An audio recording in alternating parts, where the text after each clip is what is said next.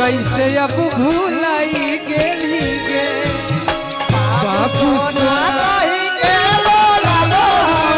कैसे अब भूलाई गेली गे बाबू सोना कही के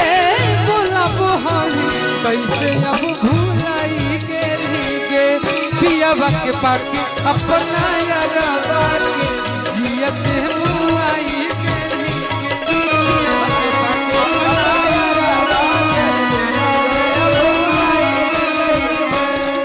आदमी के चाहे से नहीं हो है कुछ प्यार भारी सीख दिल कई रे मैं तो भोजपुरिया हूँ मगर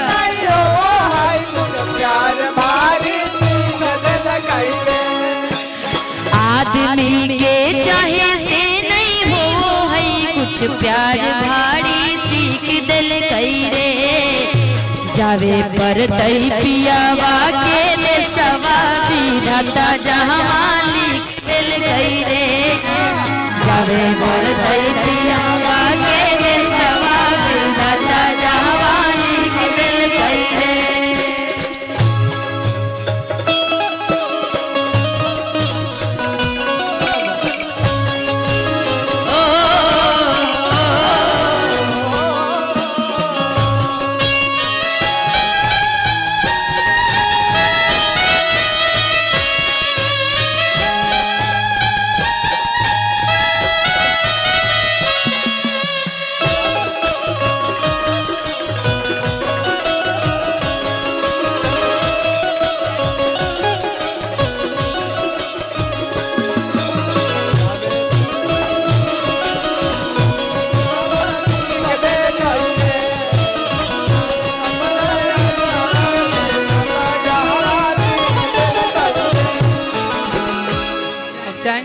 सर्वेश भाई हाँ, अब क्योंकि कार्यक्रम समाप्त होने में चल में 12 बजे बंद करना था 1:30 बज रहा है हम चाहेंगे सर्वेश भाई कहाँ गए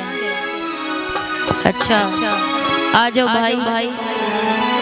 सेवा में श्रीमान आइए तब तक एक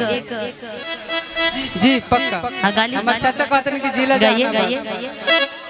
एक बे गाओ ना जिला जहां अच्छा भैया एक बार ऐसे करा है बिकू बाबू मेरा जन भैया ये कमी है इनका वही गाना